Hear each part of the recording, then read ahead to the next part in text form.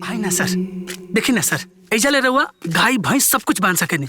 ऐजा से रहुआ बंडी दे के मतलब कुछ भी कर सके नहीं रहुआ। इहो जमीन बा। हमरा ना पैसा के बहुत जरूरत बा। ऐसे चाचा अगर रहुआ फुल पैसा हमरा के देम ना तब ठीक बना, तब हम केहू और से बात करम। अरे ना भाई, ऐसे मत सोचे। एक बार तोहनी के पूरा पैसा चाहिए तो पूरा दे दे, बाकी जमीन हमरे के चाहिए। तो हर पूरा शर्त हमरा के मंजूर बा। बाकी हमरा ना मंजूर बा। हाँ? माधव, ई का हो रहल बा? देखी भाई साहब, ये हमरे घर के आपसी बात है। एक काम करी, आप अपने घरे जाई, हम आपसे हाथ जोड़त हई। बाबूजी, बाबूजी, का भेल? का अरे नहीं आई पहले। अरे भइल का पर? बाबूजी, अबले हम बहुत बर्दाश्त कैली, लेकिन अब बर्दाश्त ना करब। का भेल? बात तो बतावा। देखी बाबूजी, हमरो परिवार बा, हमार मेहरारू बा, हमार बिटिया बिया, ओके पढ़ाई लिखाई बा, ओकर शादी बियाह भी करे के बा। अरे आप बानी, हम बानी, भाई बिया, आखिर ओकर जीवन कैसे कटी? अरे बेटा, पर भइल का? अरे बाबूजी, पत्नी के चक्कर में हाई हिस्सा बेचत बाड़ा। हिस्सा? अरे तू बेचत आ रही? कैसे पूछ के बेचत आ रही? ते मलकार हो गइल बाड़े, हमसे पूछले बिना सब बेच दे बेटा।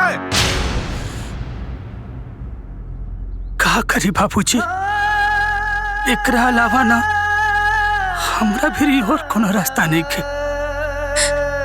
उपाय नहीं बा तो जमीन जायदाद बेचबे। ई ना होके देब, हम बता देत बानी। अगर बेचे के बाद हमनी से अलग हो जा, माई और बाबूजी के और हमारा हिस्सा छोड़ दा।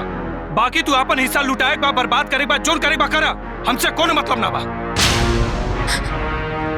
हाँ हाँ हाँ, तो कर देना हमरा के बंटवारा। हमरा के मंजूर बा बंटवारा, लेकिन ना हमार पत्नी के ना दवाई बिना ओकर के मरल हमार मंजूर नहीं के। कर दी बंटवारा रउआ लोग। अरे बेटा, ई मेहरारू के चक्कर में पगला गइल बा। ठीक है बाबू, अब वह होई जवन ते चाहता रे। केशव, घर का सारा सामान आंगन में इकट्ठा करा। अब खेत खलिहान से लेके घर के एक सामान का बंटवारा होई।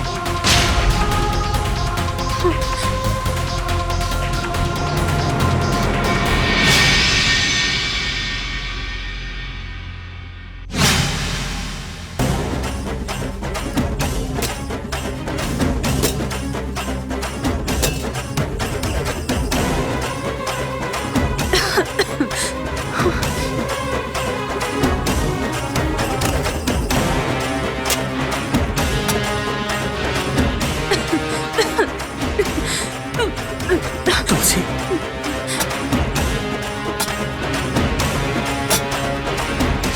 ये घर का बर्तन और अनाज 3 हिस्सा में बटा चुकल बा।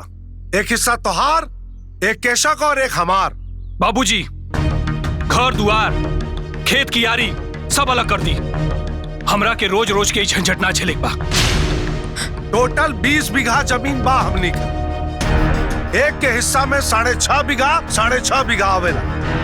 मंदिर वाला जमीन 7 बीघा का चक है। जा तो के 7 बीघा मंदिर वाला पूरा दे दे। और जौना कमरा में तू रहेला वो कमरा तोहरे हिस्सा में, जौना में तू रहेला वो तोहरे हिस्सा में। ये आंगन, कुआं और बाहर का द्वार, ये सब साझा रही। ठीक है? कौनो बात बोले क्या तो बोल दा। ना बाबूजी, हमके ना कुछ नहीं के बोले के। रवा लोग के जौन उचित लागे रवा लोग करी। ठीक है, तोहार हिस्सा तोहरा के मिल गई। अब तू अपना जमीन के बेचा, बचावा या बर्बाद करा, ये तोहरे ऊपर है। हमनी के सामने हाथ फैलावे मत अइया। चिंता मत करी बाबूजी, अब ना हमने के मर भी जाम जाना, रवा लोग कबे हाथ फैलावे ना हम जा।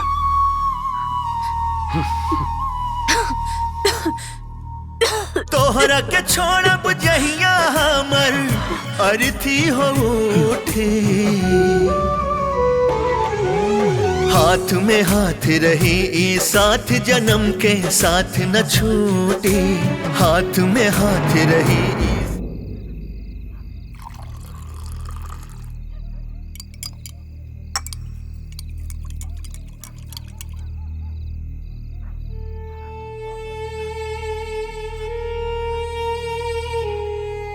देख बेटा, अब आइयो समय बा, संभाल जो, बात मान, और ये रोज रोज के घुटन से ना तू दूर हो जा, छोड़ दे ओकरा के।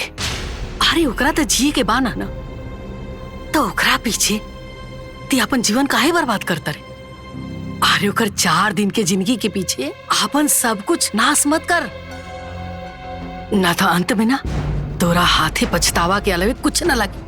वो कहाला ना कि न माया मिलन न राम। हाँ बबुआ जी, रउआ अभी से भी संभल जाई और छोड़ दी उनकरा के, और हम सब रउआ के साथे बानी, और हम तहार ब्याह कराइब दूसर। हाँ बेटा, तोर भलाई यही में बा, छोड़ दे ओकरा के, आ दूसर ब्याह करके अपन जीवन सही से गुजार। ई कैसन बात करत रे माई? माई तेहनु कह रहीस कि एगो अच्छा पति के ई धर्म होला कि वो अपन पत्नी के हर सुख दुख में होकर साथ देवे। और आज अगर हमार पत्नी ये दुख के घड़ी में अकेले बिया, ओकरा के हम अकेले छोड़ दी? और तोर बतावल पूरा संस्कार के हम कैसे भुला दी? ना माई, ये सब हमरा से ना हुई। अरे बात तो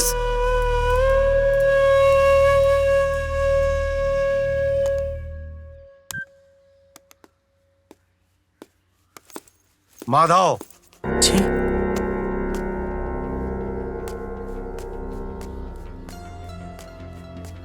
परेशान मत होगा बेटा, तू हमार बात माना बेटा, ओके छोड़ दा। प्यार व्यार के चक्कर में बर्बाद हो जाई बा तू। हाँ हाँ माधव, बाबूजी बिल्कुल सही कहत बाटा। अरे उनकरा के कोनो कैंसर संस्थान में ले जाके छोड़ दा, हाँ, और आपन कौनो दूसर बियाह कर, तब जाके परेशानी खत्म हुई। नहीं तो ऐसे सब कुछ बर्बाद हो जाए। माधव बता देत बनी। सही कहा था केशव, हम सब तोहरे साथे बन, परेशान भइला का कोनो जरूरत नहीं है। बाबूजी, हमरा तो ही नहीं के बुझा कि रुआ लोग जब हमरा के अलग कर देनी तो हमरा बारे में रुआ लोग चिंता काहे करता नहीं।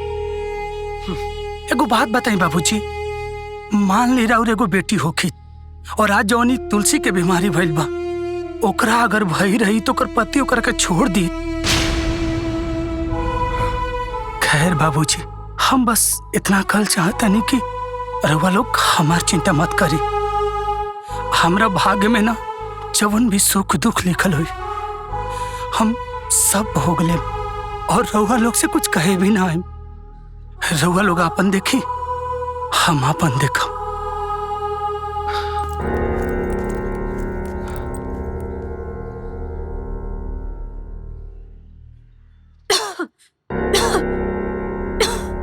चलो आज तो करक समझाइए कि मानो।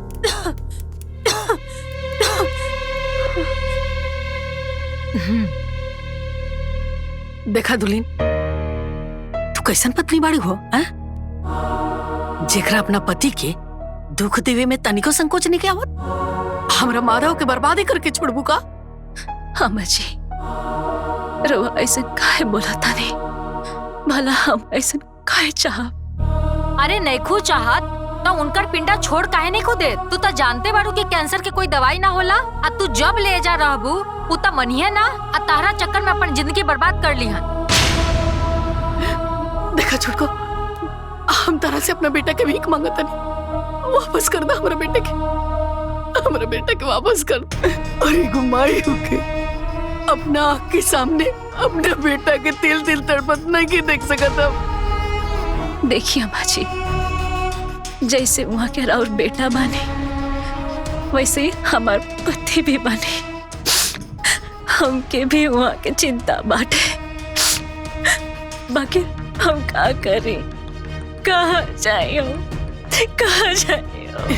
देखा तो शास्त्र में भी ना यह कहल गइल बा, पति पत्नाय रक्षिता सा पत्नी, मतलब जौन पत्नी अपना पति के पतन से बचाए ना, वही सही और सच्ची पत्नी होले। तो हमरा बेटा के बर्बादी से बचा ल दे, ये तार धर्म बा। हमरा बेटा के बख्श दा, हमरा बेटा के बख्श दा। तो ले चुप हो जाइए अम्मा जी। आ अरे तहार माई त बाड़ी ना, पर तू का एगो माई के दर्द समझबू, पर एगो बेटा के माई के तो दर्द समझा। अगर तारा के तनको इंसानियत होई ना तई माई के दर्द के समझिया। चुप हो जाई माँ जी, चली।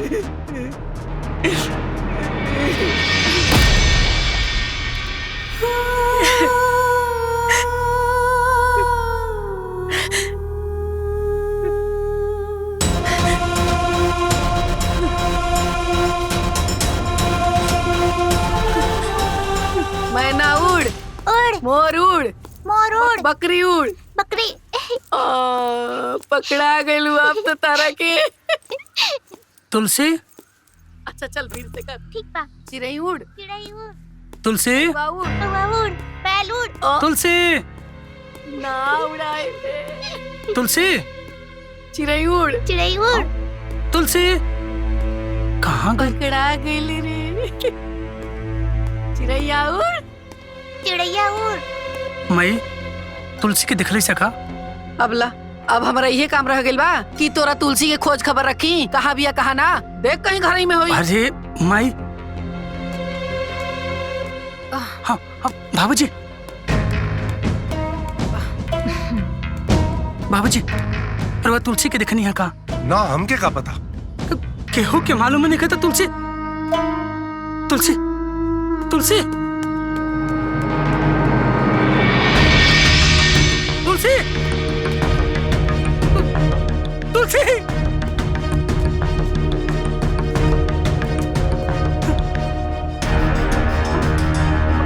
भाई तुलसी कहाँ भी आ?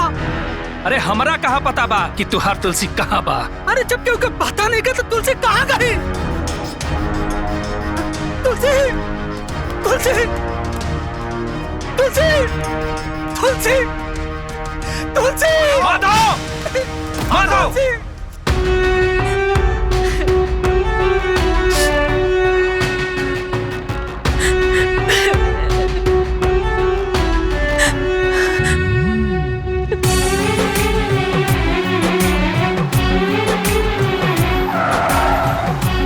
अरे लौकत नहीं खे, अंधा बड़ू, हट यहाँ से।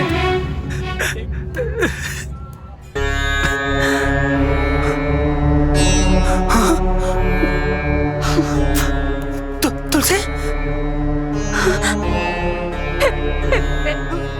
जी कहाँ चल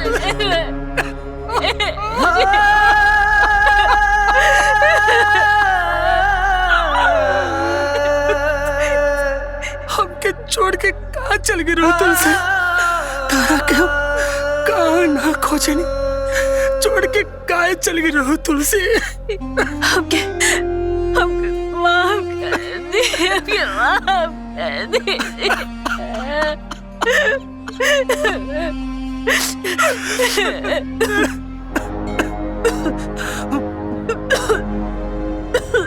तुलसी तुलसी तुलसी तुलसी हाँ?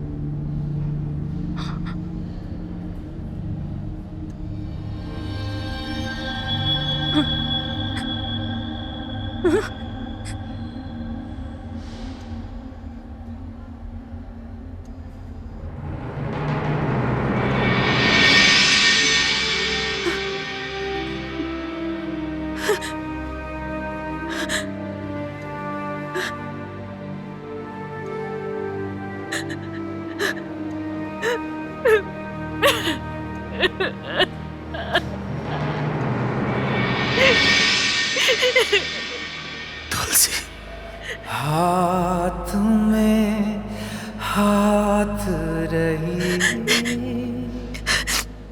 ई साथ जन्म के साथ न छोड़ी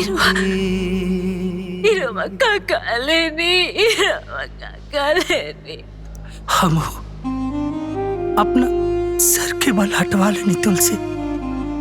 अरे जब हमरा पत्नी के सर पे बाल नहीं के तो हमरा सर पे बाल कैसे रह सका था? और देखा हमने के सेम सेम लागत नहीं जाना। जन्म के साथ न छोड़